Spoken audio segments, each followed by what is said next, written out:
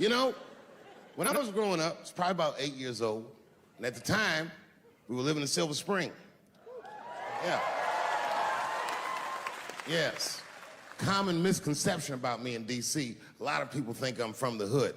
That's not true. But I never bothered to correct anybody because I wanted the streets to embrace me.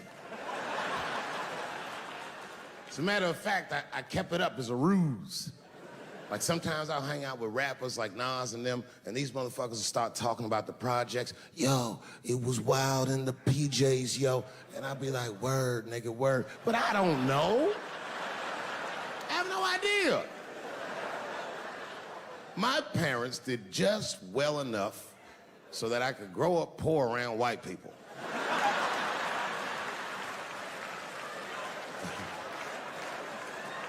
And to be honest, when Nas and them talk about the projects, nigga, I used to get jealous because it sounded fun.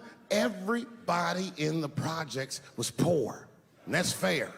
But if you were poor in Silver Spring, nigga, it felt like it was only happening to you. I know the pain of that first sleepover at a white friend's house.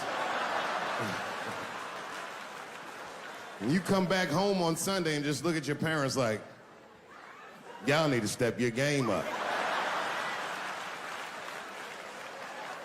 Everything in Timmy's house works. Remember the first time you saw that? In a cold winter, and you'd be at a white friend's house and see the motherfuckers in their living room without their coats on?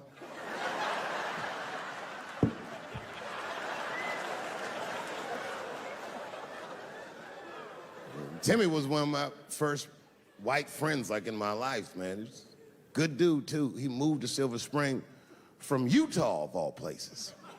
I guess his family was affiliated with that Mormon church they got down there, and me and him used to hang out. And one day I was at his house, we were just hanging out, and Timmy says, Dave, why don't you stay for dinner tonight? I said, oh, man, I'd love to, but I can't. If I'm not home before dark, my mother will kill me. That was a lie. My mother had several jobs. I hadn't seen her in like 3 or 4 days. At that point in my life, it was my experience that white dinner wasn't delicious.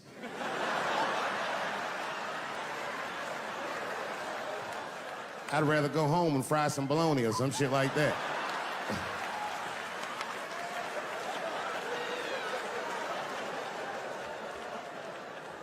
But then old Timmy threw me a curveball I wasn't expecting. He said, it's too bad you can't stay, Dave, because Mom made stovetop stuffing. I said, what the fuck, stovetop? Well, hold on, nigga, let me make some phone calls real quick. I had seen that commercial so many times, I had dreamt of getting my hands on some of that stovetop stuffing. And finally, I met a motherfucker that actually had a box of stovetop in the house. I couldn't miss this opportunity, so I pretended to call my mother. And then I came back and I said, Timmy, you're not gonna believe this great news. Mom said I can stay. And he said, fantastic. He said, why don't you come with me and we'll help set the table and then we can say the blessing. I had no interest in setting this motherfucker's table or saying these crazy ass Mormon prayers. I just wanted that goddamn stuffing. My hands first. My plan was simple. Wash my hands slowly, and by the time I'm done, the table will be set, the blessing will be said, and all that there will be left to do is eat. Went to the bathroom. I washed my hands very slowly. I must have been in there for about 10 minutes. And suddenly, one of his mothers came to the door.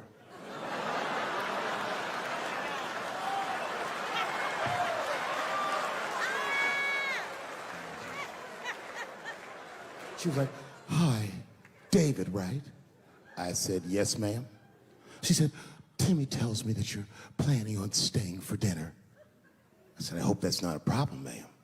She says, no, it's no problem. In fact, we'd love to have you. It's just that we weren't expecting company. And I'm afraid there's not enough stovetop stuffing for everybody.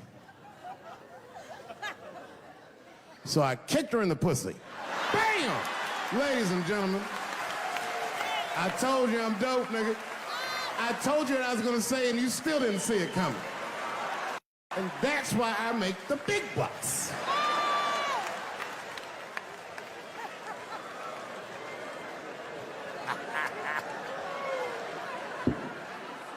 Oh my God. But there's a more important reason that I would stop doing comedy right now. And this reason is the real reason that's been percolating, and it really is the crowd, not you. I'm talking about the crowd on the big stage. It's too hard to entertain a country whose ears are so brittle. Motherfuckers are so sensitive, the whole country is turned into bitch-ass niggas.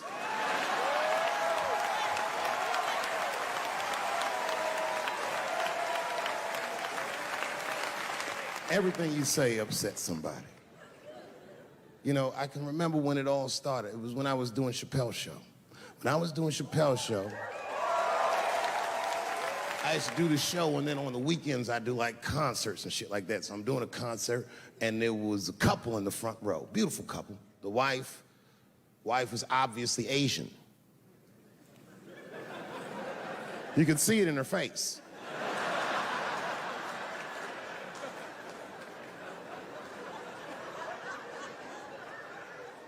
The husband, this motherfucker was mysterious, to say the least. Couldn't quite pinpoint where he was from. Caramel-colored fella, very nice hair, but he could have been from anywhere. Bangladesh, Mexico. I can't guess with a nigga like this. All I knew for sure about this guy is that his wife was a bitch. I could see that in her face, too. No, he was laughing and having a good time, and she was scowling at me at a goddamn comedy show. I couldn't figure it out. And then I realized at some point that she was pregnant, and I was smoking on stage. I said, oh my God, that's probably why she's mad. So I started to put my cigarette out, but then she hit me with one of them fake non-smoker calls. So I just kept smoking. I thought to myself, bitch, that babe will be fine, relax. And I tried to break the tension. I just asked her, that's all I said. I go, hey, where are you guys from anyway? And I could tell that she was on to me. She goes, very condescendingly, she says, I'm from California. If you're asking my ethnicity, I am Chinese. He was like, I'm Mexican, bro. I said, well, I'm sorry if I offended you by asking, but you're a very beautiful couple. And miss, there's no question that you're gonna give birth to the hardest working baby this world has ever seen.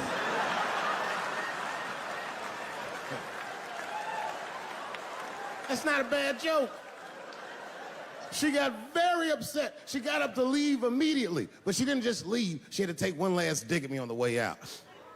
I will never buy one of your fucking DVDs again, Dave Chappelle. I said, ma'am, with all due respect, Chinese people don't buy DVDs.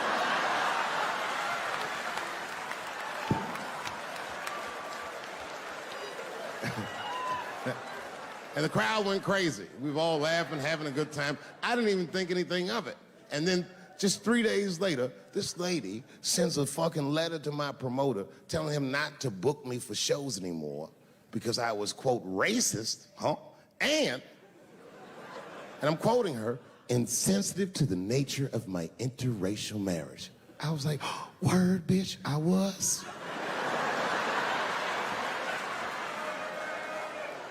If she would know that I myself am in an interracial marriage. That's right. In fact, my wife is Asian too. Surprise, bitch, I'll see you on Thanksgiving.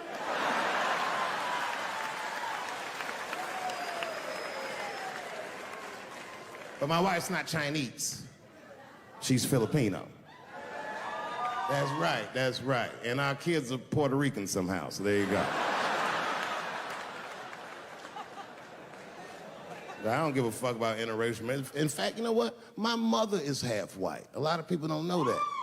Well, all right, you were a little too excited, but okay. A lot of people don't believe me when I say that, but it's true. You can't tell looking at me, but if I grew my hair out, you would think you was at a fucking Cat Williams concert. My shit is beautiful. Motherfuckers are just taking it too far. I don't know why or how everybody got this goddamn sensitive. You know who hates me the most? The transgender community.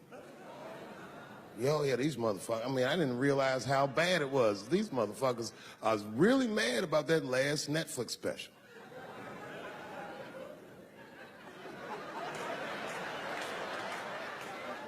It's tough, man. I don't know what to do about it because I like them. I always have. Never had a problem with them. You know, just fucking around. As a matter of fact, I think I make fun of everybody, and I mean, as a group of people, they have to admit, it's kind of fucking hilarious, man. I'm sorry, bro. It's like, I've never seen somebody in such a hilarious predicament not have a sense of humor about it. They're born feeling like there's something other than they're born as, and that's kind of funny, you know? I mean, it's funny if it's not happening to you. It's like that white black bitch that's in the news all the time. Rachel Dolezal. She's a white woman, but then she dressed up like a nigga and shot her way up to the very top of blackness. And I always wanted to meet her just so I could understand. I just wanted to like have dinner with her so I could just look in her eyes and call her a nigger to her face. The fuck is that bitch talking about? I identify black. That is trans talk, lady. Stop biting. Stop biting. There's a big difference between her and a trans. The difference between her and a trans is I believe transgenders. I don't understand them either, but I know they mean what they say. Them niggas cut their dicks off. That's all the proof I need. I've never seen somebody just throw their dick away. Don't need it.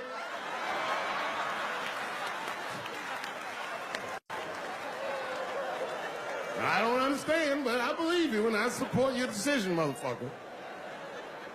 But how far is Rachel willing to go? What is Rachel willing to do so that we blacks can believe that she believes she's actually one of us? Bitch, are you willing to put a lien on your house? Invest in a mixtape that probably won't work out?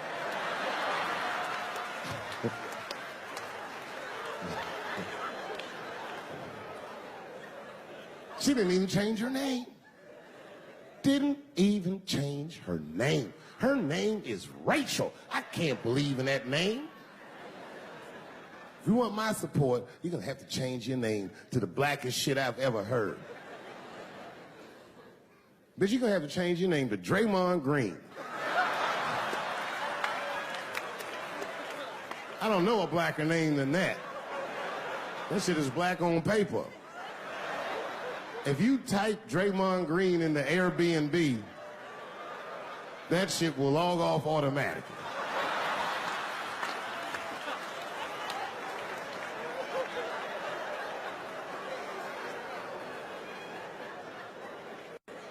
Yeah, people get mad, bro. People get mad about everything I say. I was doing a show. I was in Portland, Oregon, and I was checked in a hotel under the name Charles Edward Cheese.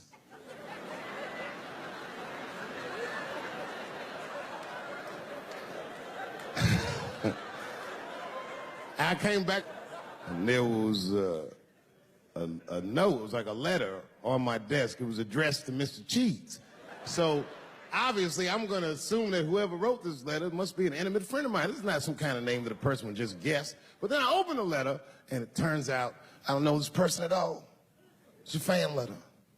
You know, I'm not even used to the idea that I have fans, but I'm grateful for it. And even though I'm grateful for fans, I don't read those letters. Be nice if I did, but realistically, it's like, what am I, Santa Claus, nigga? I don't have time for this. Like, got shit I want to do. I'm trying to chill. read all these dreams and wishes from strangers. But I read it. I'd already opened it. So I just read the whole letter. And you know what, man?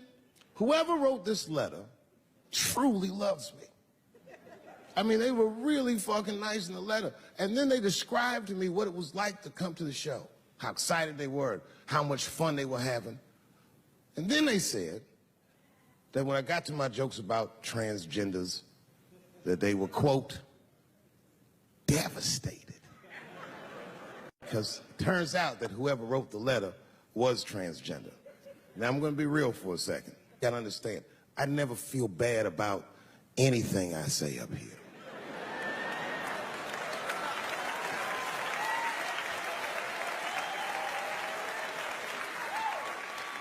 And I would never admit this to you if I hadn't locked your phones up. But it was the weirdest thing. Like, when I read this letter, the shit made me feel bad. I didn't feel bad about what I said, you understand? I felt bad that I made somebody else feel bad. To be honest, I don't even know what I said that upset that person. I have so many transgender jokes.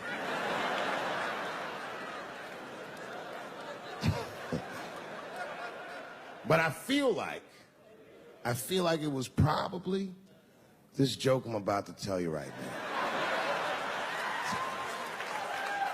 And it's not even that bad of a joke. It's a true joke. I mean, it's not true, but I had read in the paper that Caitlyn Jenner was contemplating posing nude in an upcoming issue of Sports Illustrated. And I know it's not politically correct to say these things, so I just figured, fuck it, I'll say it for everybody else. Yuck. Oh, sometimes I just want to read some stats. I don't know why you're gonna cram some man pussy in the middle of the sports page like this. I just didn't think that was the place for it. But I wasn't saying anything like Caitlyn Jenner's a bad person. I'm not mad at her for doing it. I'm not even mad at Sports Illustrated. If I'm mad at somebody, I'm probably just mad at myself. You understand? Because deep down, I know that I am not strong enough to not look at those pictures.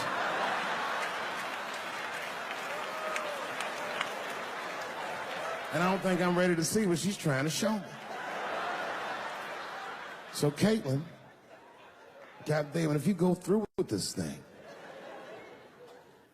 bitch, you better go hard or go home. I want you to go all the way. Hustler style. Do you know what hustler style means, miss? That means spread the lips.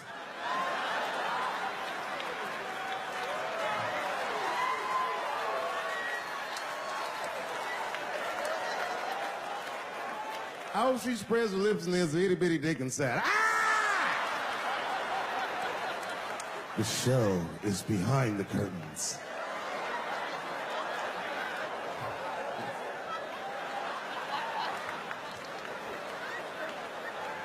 I don't know what I said that upset that person.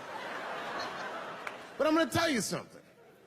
When I read that letter, and the moments after I read it, I did something that many black men in America do not have the time or the money to do. I thought about how I felt.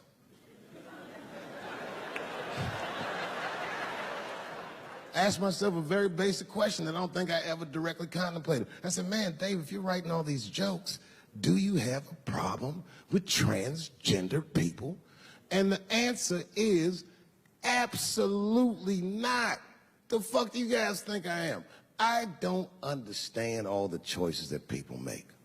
But I do understand that life is hard and that those types of choices do not disqualify you from a life with dignity and happiness and safety in it.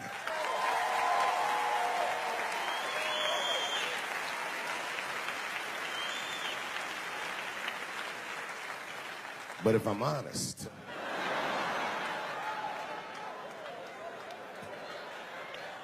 my problem has never been with transgender people. My problem is transgender people. I just feel like these things should not be discussed in front of the blacks.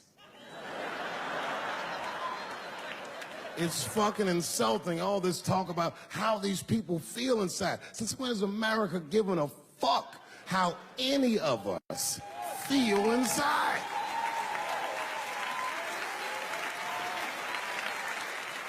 And I cannot shake this awful suspicion that the only reason everybody is talking about transgenders is because white men want to do it. That's right. I just said that. If it was just women that felt that way, or black dudes and Mexican dudes being like, hey, y'all, we feel like girls inside, they'd be like, shut up, nigger. No one asked you how you felt. Come on, everybody, we have strawberries to pick. It reeks of white privilege. You never asked yourself why it was easier for Bruce Jenner to change his gender than it was for Cassius Clay to change his fucking name?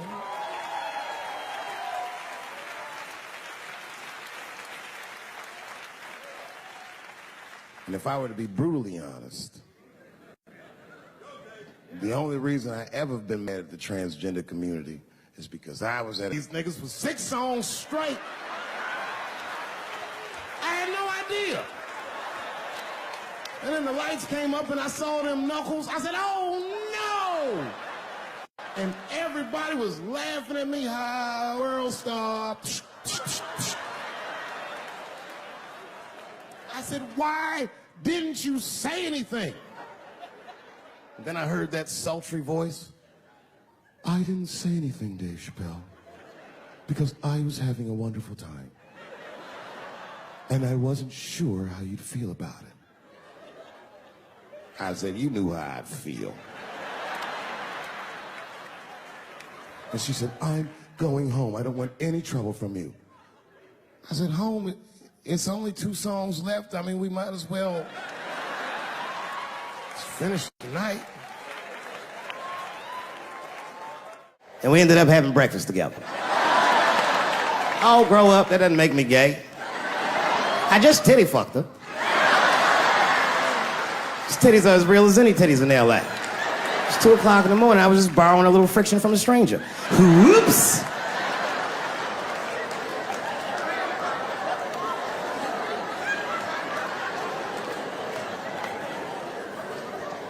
It's the madness of youth.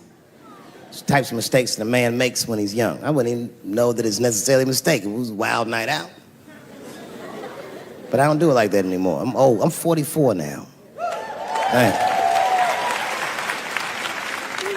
It's the first time in my life I've ever started to physically feel my age. It's tough, man. You know how I know I'm getting old? This is embarrassing, but I was in my hotel room. I'm not gonna lie, I was jerking off, and I was really sweating it out. And this is when I knew I was old. I just gave up in the middle, nothing even happened.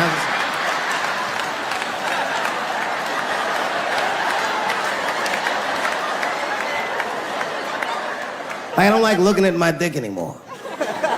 My dick looks distinguished. It's old, an old looking dick. It's got salt and pepper hair all around it. My dick looks like Morgan Freeman in the 90s. Without the dots. My dick narrates. Dave pulled me out and started jerking me around and jerking me around. But not with the same vigor as when he was young. He and I both knew nothing was coming out.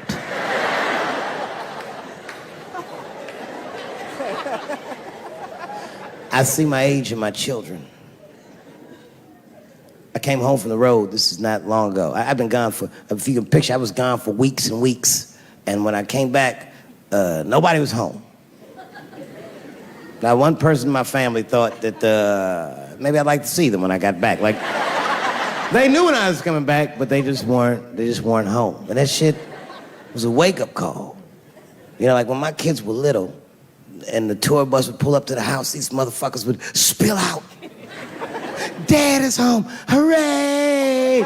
And they'd hug me and kiss me, and then as the years went on, they'd get less interested. Hey, everybody, look, it's Mr. Promises back from the road.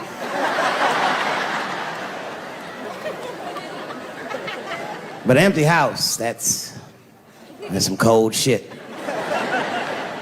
And I went into my oldest son's room. I was like, hello, hello? He was gone. And I'd never done this to him before, but for some reason I just did it. I just looked through his shit. just to see who this motherfucker was becoming. And I found these notebooks, and I started going through the notebooks, and it was all this wonderful poetry in them, written in his handwriting. I didn't even know this nigga wrote poems. And then I looked through his drawers, and I opened up his middle drawer, and I found this rolling paper. And I looked down at them papers like, oh, that's where that poetry's coming from.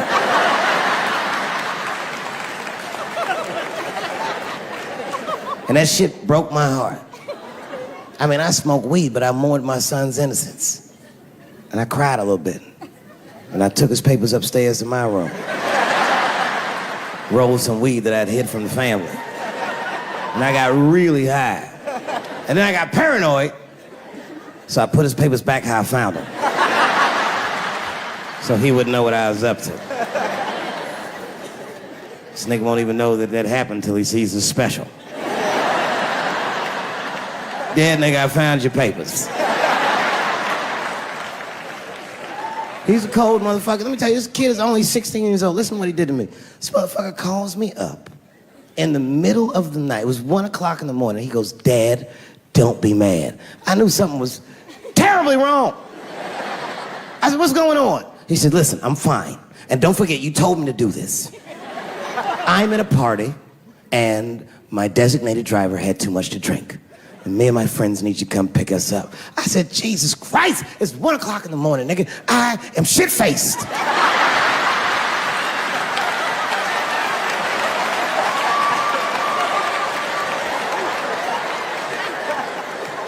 But I figured, fuck it, it's better me than some kid.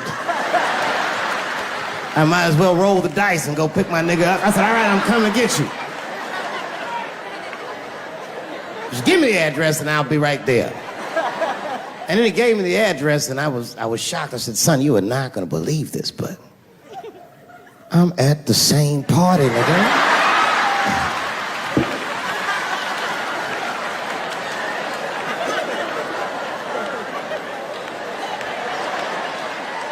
They grow fast, don't they?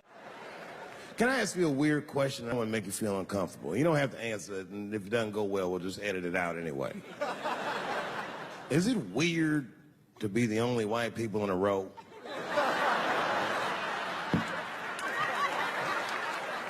Is it weird? I mean, you can be honest. Does it feel strange? Are you worried at all? Give me your money, motherfucker. I'm fucking around. I'm just saying. This guy got ice in his veins. He didn't even buckle. You know, like many black men my age, the first time I voted was 8 years ago.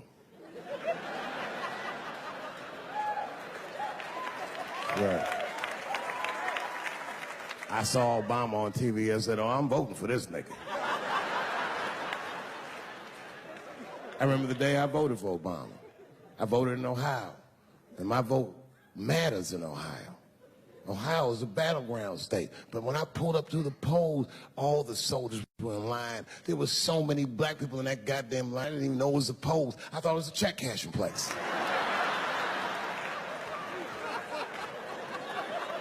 We were hugging each other, and old people were singing hymns and spirituals. Say verdict times 10 or some shit. I've never seen black people that happy. 8 years later, I'm pulling up to the polls again. This time, I'm driving a brand new Porsche because the Obama years were very good to me.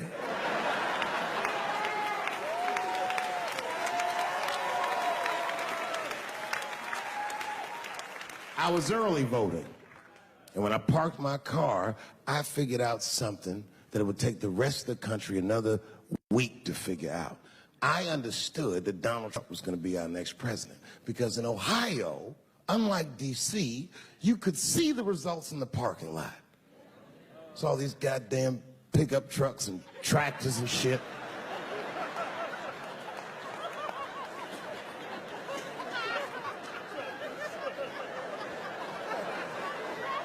And then I walked up and I saw a long, long line of dusty white people.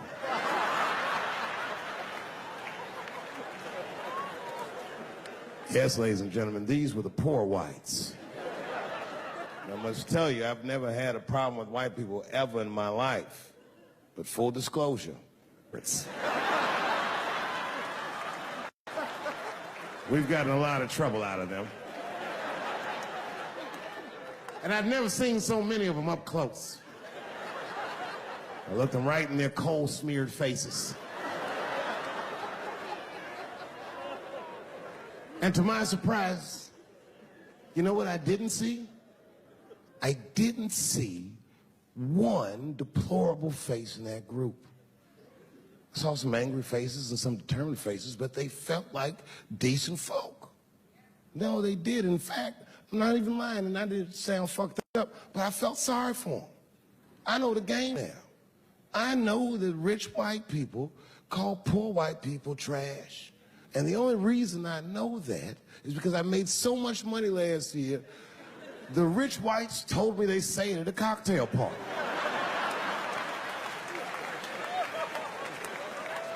And I'm not with that shit. And I stood with them in line like all of us Americans are required to do in a democracy. Nobody skips the line to vote. And I listened to them. I listened to them say naive, poor white people things. Man, Donald Trump's gonna go to Washington and he's gonna stand there thinking in my mind, you dumb motherfucker.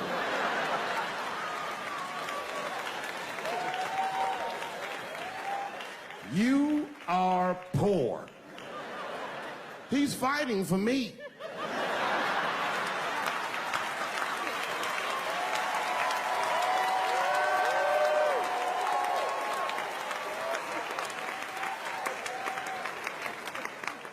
And they all looked at me. They could tell who I was voting for just as easily as I could tell who they were voting for. But do you guys know what we all had in common? Not one of us, not a single one of us, looked like we felt good about what we had to do in that booth. We were just doing our goddamn duty. Yes, I voted for Hillary Clinton. Of course I did. I voted for her because I liked what she said vastly better than I liked what he said. But to be honest with you, at that point, that shit was like watching Darth Vader do the I Have a Dream speech. That bitch is mean as hell. She'd already Karate Kid swept Bernie Sanders' legs from underneath him. Boy, it was hard voting for that shit. But it was the lesser of the evils. I know you were a Clinton supporter, Miss I. I'm sorry for her. But it didn't feel as good as it should have. She was gonna be our first woman president. They were gonna make coins out of this bitch.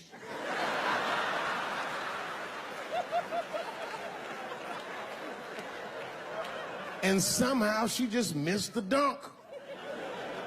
Of course she should have beat him. Of course she should have beat him. You know what voting for her felt like? It was bittersweet. It felt like I was lucky enough to eat Halle Berry's pussy. And whilst I was doing so, she fucking farted in my face, man.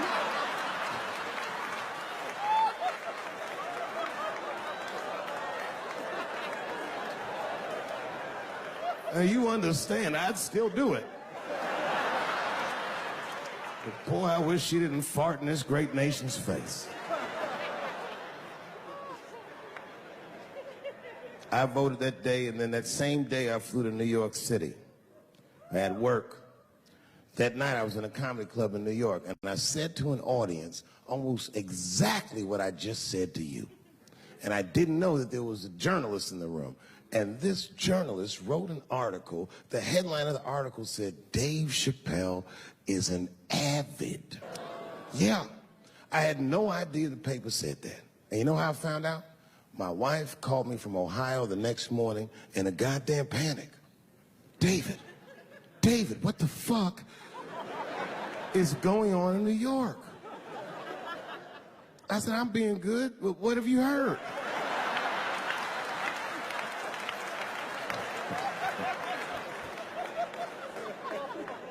And my wife said, the paper is saying that you're a Donald Trump supporter. I was like, whew.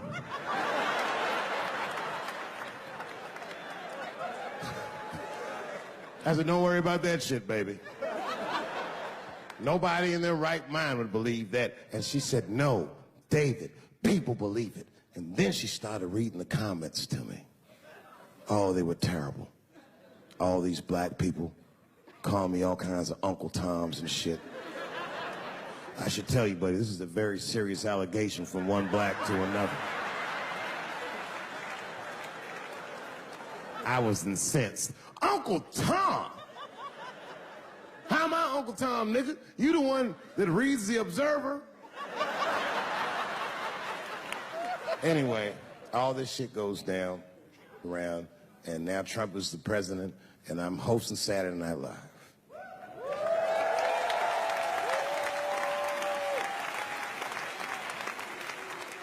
And I didn't really prepare my monologue. I just kind of winged it. And at the end of the monologue, I don't even remember what I said. I said something like, you know, fuck it, we're historically disenfranchised, and we're gonna give him something about we're gonna give him a chance if he gives us a chance. I don't know what I said, but whatever I said, I really wish I didn't say that shit. It was not worth the trouble.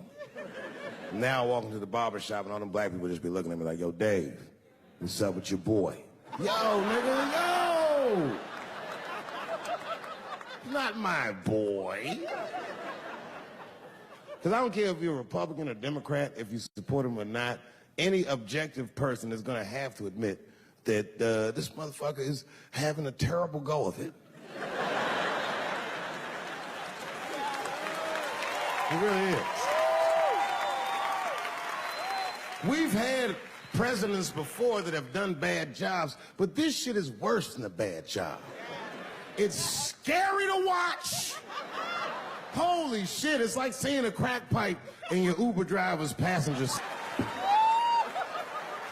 The fuck is wrong with this guy?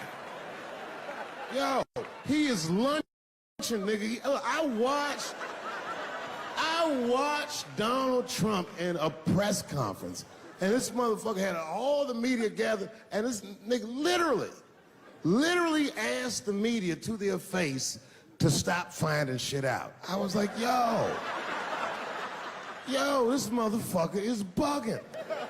And then, I'm not even making this up, his lips started sweating. His lips. Have you ever seen a motherfucker's lip sweat? What the fuck is wrong with this nigga's lips? It's like if you're on a plane, right? You ever been on a plane? I get scared to fly. I do it all the time. I be scared on there. And sometimes the plane will hit turbulence. And then I get nervous. But I always look at the flight attendant, and she looks calm, and it makes me feel calm. But if that bitch's lips were sweating, it's terrifying. Like, yo, nigga, why are your lips sweating? What do you know? And then, I'm not even making this shit up. This motherfucker grabbed the podium, he goes, you don't know how scary the things I read in my briefings are. What's that, bro? That's bad leadership. Even as a parent, you think I'm gonna sit my kids down? Hey, little man, come here real quick. I just wanna holler at you for a second. Yo,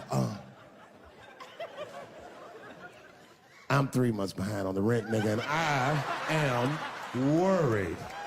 Very worried. Go to school and have a productive day, nigga. I was just thinking out loud, getting some shit off my chest. Like, what the fuck are you doing, bro? This is bad, man. Jesus Christ. All this motherfucker's ideas sound like high people ideas. Like, he doesn't think these things through before he tells us. He just tells us what he's thinking as soon as it occurs to him. This shit sounds nuts. I'm gonna go to China, and I'm gonna get those jobs from China and bring them back here to America. For what, nigga? So iPhones can be $9,000? Leave that job in China where it belongs. None of us want to work that hard. What the fuck is he thinking? Because I don't want to make them shits. What the fuck are you doing?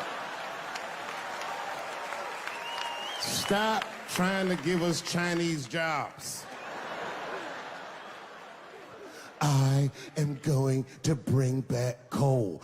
Coal? I'm even exaggerating. I have never in my life even seen a fucking lump of coal.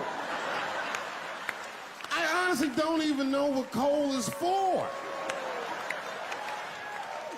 If you're gonna have motherfuckers digging around in the dirt looking for shit, find me some truffles, nigga. That's what I'm about.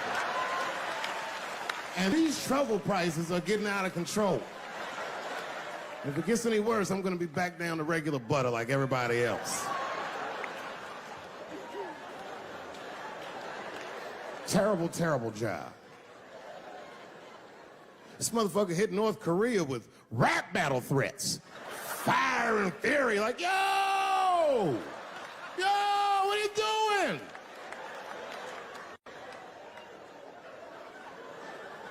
It's fucking Korea, man. Kim Jong-un is a scary motherfucker. He might be as crazy as Trump. Some scary shit. And if you one of them naive motherfuckers that thinks that a war with Korea is gonna be easy, then you don't play Call of Duty at 3 a.m. like I do. Because that's when the Koreans play. Fucking 8-year-old Korean kid took out my whole goddamn platoon last night.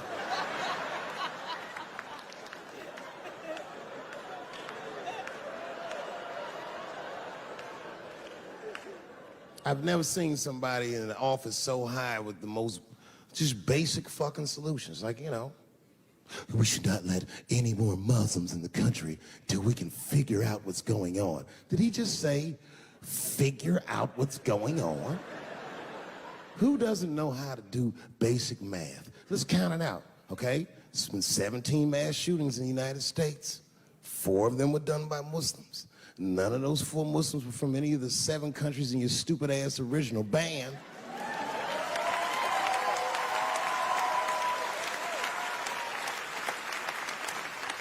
And since he brought it up, the other 13 shootings were done by the Tiki Torch whites. These are facts. And you don't see me trying to ban white people from the show to keep it's a fucking terrible idea because it's mean and it's racist. And most importantly, it would be catastrophic to my bottom line. If there were no white people here tonight, I might leave this bitch with $1,800. This man needs to realize that we all need each other. And that's why we will never, ever be able to beat China. Because everybody in America is racist, and everybody in China is Chinese. This motherfucker called it all wrong. And don't believe the media either, because as all this shit is happening, the media is trying to make us believe that the extremities amongst us are the norms. We can disagree, that's fine. And most of us are keeping a cool head about this shit.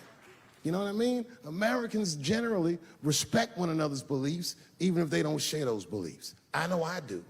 I respect everybody's beliefs, except Amish people. Because they are the only ones that I can say clearly their God is wrong. The speed limit is 75 miles an hour in Ohio, and 1 lane of traffic is buggy. Nigga, your God is ridiculous. All the Amish people around my way know me too. Not from television, obviously. They know me from the streets. Because when I see them horse and buggies, I'll pull the Porsche over and talk to them. Ezekiel. Ezekiel, are you sure that God doesn't want you to have any of this technology or this energy? Huh? Huh? I can't hear you, nigga. Let me turn this air conditioner off. What did you say? And them niggas be like, get away from me, ye. Ye tried to tempt me like the devil. Devil? Nah, bro, I'm trying to put you on to the game, Zeke. It's a big world out here, nigga. I just went 25 miles in 30 minutes. That's a day's journey for you. You don't even know what the weather's gonna be tomorrow, do you? I do. You don't even know that there's a valuable Pokemon right on you. I drive away. Huh? Oh, my vape pen? You want to hit my vape pen? Oh, sorry, nigga. I'm trying not to get herpes. My bad. I've been playing cat and mouse with herpes for 30 years now, but every night I go to the club, I'll be like, not tonight, herpes.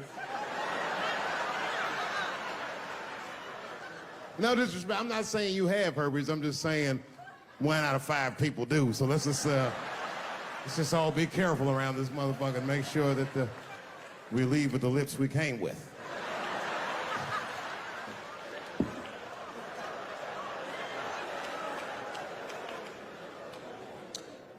Sometimes I think that the media is hard on Trump, because I'll see shit that they get on him about that doesn't seem bad to me. I mean, a nigga got on Trump about not staying in the White House enough. Who gives a fuck? This motherfucker was rich. Used to shit in a gold toilet. It's true. I don't know if you've ever been to the White House. It looks like a very nice place to work, but I wouldn't want to live in that Scooby-Doo ass house either. That shit's terrifying looking. Imagine you trying to jerk off.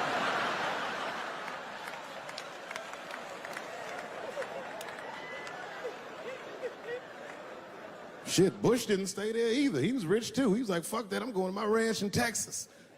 Obama was the first motherfucker to move into the White House like, this is a nice place. Look at this rug.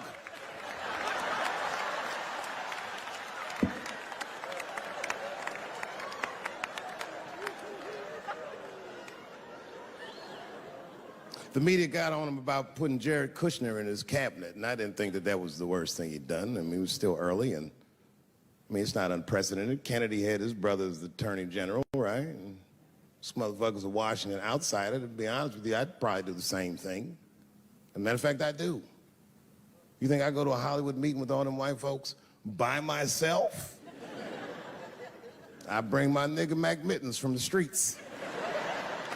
I don't even know his real name. Everybody just calls him Mac Mittens. But I know he's not qualified to even listen to these meetings, but this motherfucker just makes me feel good.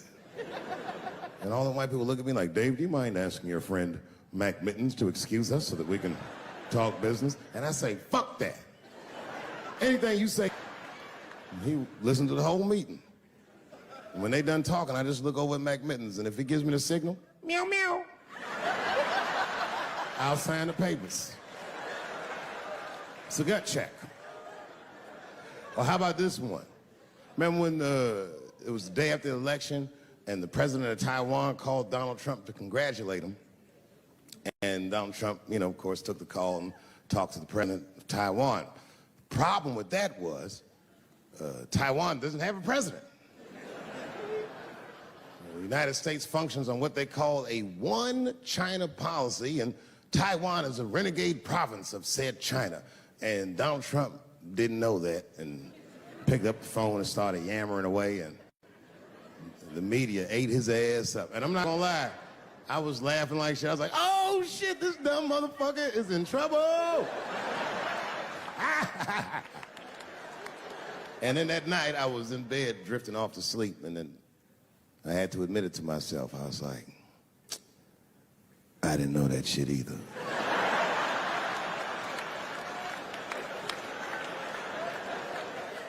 And then I realized the media got the story wrong. The story wasn't that Donald Trump took the call. Nobody told Donald Trump not to take the call. That's terrifying. God damn, nigga, you don't have a Mac Mittens on your team? It wasn't like they were calling the White House. They were calling the switchboard at Trump Towers, and they were getting through. Anybody. Mr. President, there's a Ricky Ticky Tabby on the phone for you? Yes, put him through. Hello, Ricky Ticky. Good to talk to you. Mr. President, there's a John Jacob Jingleheimer Smith on the phone. Oh, his name is my name, too. Put him through. Hello, John Jacob. Let's talk business. How many people in this room are not originally from the United States? My round of applause. Where are you from, bro? You right there. Iraq. You're from Iraq? Ew. I was just fucking around. How long have you been here in the country?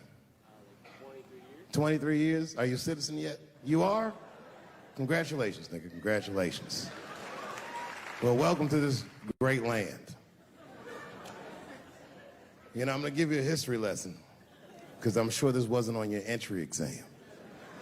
But every naturalized American has heard something about what I'm about to tell you.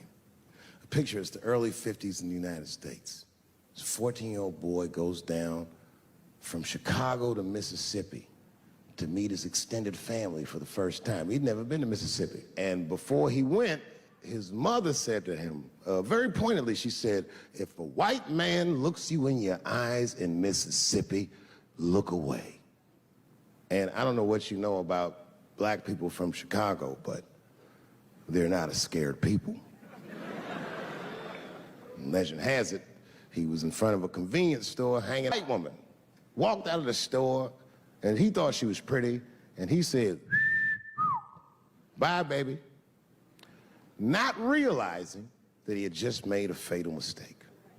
4 days later, a group of adult white men burst into this family's home and snatched a 14-year-old boy out of bed in front of his family that was powerless to stop them, and he was never seen alive again. His name was Emmett Till. They found his body maybe a few days later. It was in a creek, tied to a wheel so it would sink, horribly beaten and bloated. Hideous.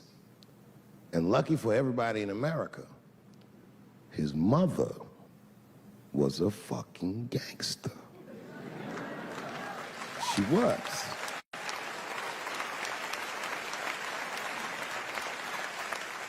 If you can imagine, in the very midst of a mother's worst nightmare, this woman had the foresight to think about everybody. She said, leave my son's casket open.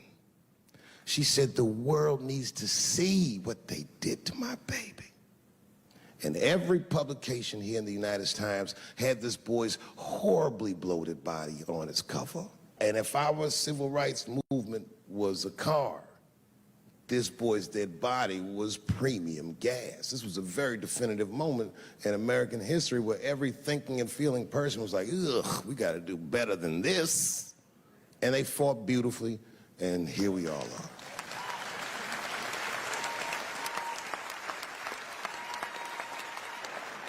And the reason that I bring that up tonight and why it's relevant now is because less than a year ago, the woman that he allegedly whistled at admitted on her deathbed that she lied in her court testimony. And you can imagine when we read that shit, we was like, ooh, you lying ass bitch. Was furious. But that was my initial reaction. And initial reactions that we all learned as we get older are often wrong or more often incomplete. They call this phenomenon standing too close to an elephant. The analogy being that if you stand too close to an elephant, you can't see the elephant. All you see is its penis-like skin. And give it a better look. And on stepping back and thinking about it for a few moments, I realized that it must have been very difficult for this woman to tell a truth that heinous about herself at any point in her life, even the very end. And I was grateful that she had the courage to tell it before she left this world, because it's an important truth and we needed to know. And I said to myself, well, thank you for telling the truth, you lying ass bitch.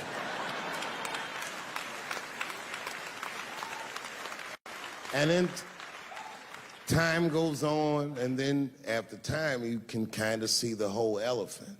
And it's humbling, because you realize that this woman lied, and that lie caused the murder.